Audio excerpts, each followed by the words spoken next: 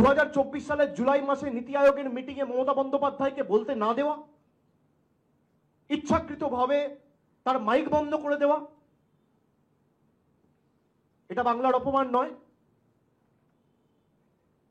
বিজেপির যে নেতা বলেছে বাংলা বলে কোনো ভাষা নেই, সে আজও তার নিজ পদে বহাল। বিজেপির যে নেতা, বিজেপির যে মুখ্যমন্ত্রী বলেছে বাংলায় কথা বললেই অ্যারেস্ট করো, সেই আসামে এসআইআর করা হচ্ছে না। এটাই তার পুরস্কার, যে বাংলাকে বাংলাদেশি বলেছো, তোমার রাজ্যে এসআইআর হবে না। এই কারণেই বিজেপিকে আমরা বাংলা বিরোধী বলি। তাদের কি অধিকার আছে বাংলাকে ছোট করা? আপনার লড়াই তৃণমূলের সাথে, আপনি হাজার একটা গালাগালি তৃণমূলকে দিন, রাজনৈতিক লড়াই থাকবে।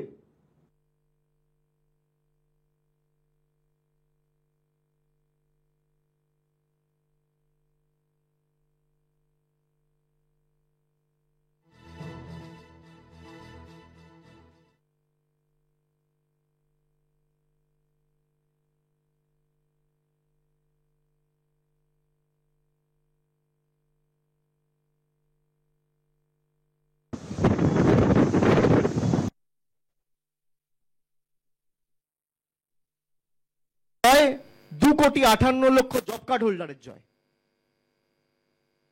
এই যে 60 লক্ষ জব কার্ড হোল্ডার যাদের টাকা বাকি ছিল, কে দিয়েছে টাকা? আমাদের সরকার, মামাটি মানুষের সরকার, মমতা বন্দ্যোপাধ্যায়ের সরকার দিয়েছে। খোঁজ নিয়েছে একবার বিজেপির কোন নেতা? যারা উত্তরের বিধানসভাগুলোতে জিতেছে,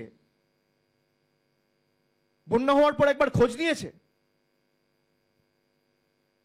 নির্বাচনের সময় তো ডেলি প্যাসেঞ্জারই করেন, সকালবেলা আসছেন, বিকেলবেলা যাচ্ছেন, 5 স্টার হোটেলে থাকছেন, ভালো ভালো খাবার খাচ্ছেন, বাংলাকে গালাগালি দিচ্ছেন। আর বাংলার যখন প্রয়োজন তখন আপনারা কোথায়? মমতা ব্যানার্জি 7 দিনে 2 বার গেছে, 1 সপ্তাহ সেখানে থেকে 15 দিনের মধ্যে প্যারালাল ব্রিজের ব্যবস্থা তৈরি করে দিয়ে এসছে। তারা বলে আমরা করে দেখাই।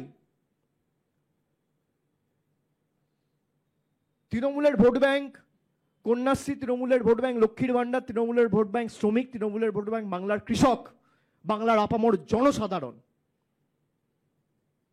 বিজেপির মতো বিচ্ছিন্নতাবাদ আর বৈষম্যের রাজনীতি আর বিভাজনের কুৎসা রাজনীতি তৃণমূল কংগ্রেসকে করতে হয় না।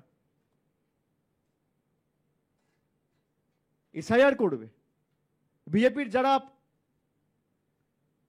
বাংলা থেকে এমপি আছেন বা একসময় ছিলেন, 2002 এর আগে তাদের বাবার নাম আছে ভোটার লিস্টে? দেখাতে পারবেন? তথ্য পরে দেবো, এই তথ্যগুলো আমরা জোগাড় করেছি। যারা কেন্দ্রীয় মন্ত্রী হয়েছেন তাদের বাবার নাম ছিল 2002 এর আগের যে ভোটার লিস্ট ছিল সেই ভোটার লিস্টে।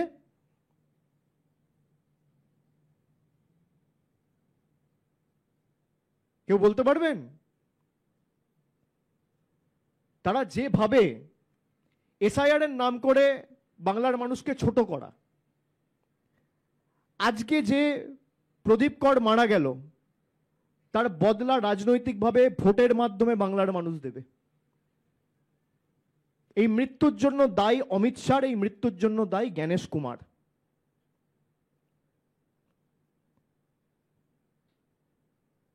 তাদের নামে এফআইআর হওয়া উচিত। তিনি যখন নিজে সুইসাইড নোটে লিখে যাচ্ছে আমার মৃত্যুর জন্য দায়ী এসআইআর এবং এনআরসি করছে অমিত শাহ, করার পরিকল্পনা করেছিল অমিত শাহ, এসআইআর করার চক্রান্ত করেছে জ্ঞানেশ কুমার, এবং তিনিও অমিত শাহর সহকর্মী ছিলেন 6 মাস আগে। তারা বড় বড় ভাষণ দেয়,